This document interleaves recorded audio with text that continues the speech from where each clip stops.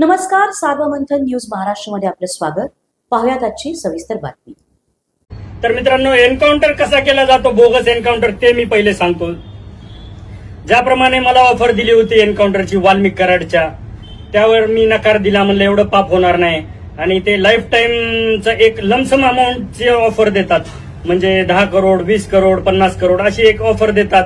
तुम्ही बोलाल तेवढी ऑफर असते त्या एन्काउंटरला. आणि तो माणूस कुठेही असेल तर त्याला त्या ठिकाणी बोलावून घेतात. जसं मी सायबरला होतो, सायबरचा आणि इकडला काही संबंध होता का? नाही. पण त्यांना माहित होता की हा माणूस करू शकतो, याच्यामध्ये दम आहे, गट्स आहेत.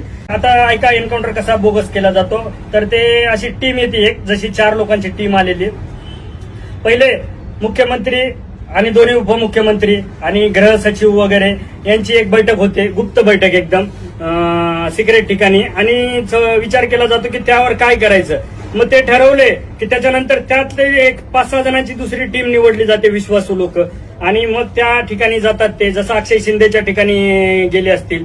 आणि मग त्या ठिकाणी जाऊन एक टीम तयार करतात. तिथली एक अधिकारी, 2 अंमलदार, म्हणजे 3 अंमलदार, 1 हवालदार, असे टीम तयार करतात. आणि त्यांना सांगतात की एक लमसम अमाऊंटची ऑफर देतात. लमसम अमाऊंट देऊन टाकतात.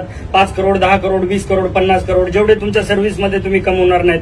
आणि तुम्हाला परत खात्यात घ्यायची, इन्क्वायरी करायची. आमचंच सरकार आहे, आमचंच सरकार येणार आहे, आम्ही तुम्हाला या खात्यातून, आम्ही तुम्हाला चौकशीतून आम्ही तुम्हाला मुक्त करू, असे ते आश्वासन देतात मित्रांनो. आणि अशा प्रकारे बोगस एन्काउंटर घडवून आणतात. आता मला सांगा, एवढं जर हातकडी आहे आणि जर बागदोड आहे, दोरखंड बांधलेला आहे, तर किती बोगस एन्काउंटर होता.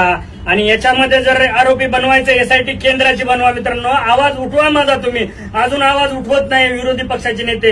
ही महाराष्ट्र सरकार खरंच नपुसक आहे. आणि आवाज उठवा.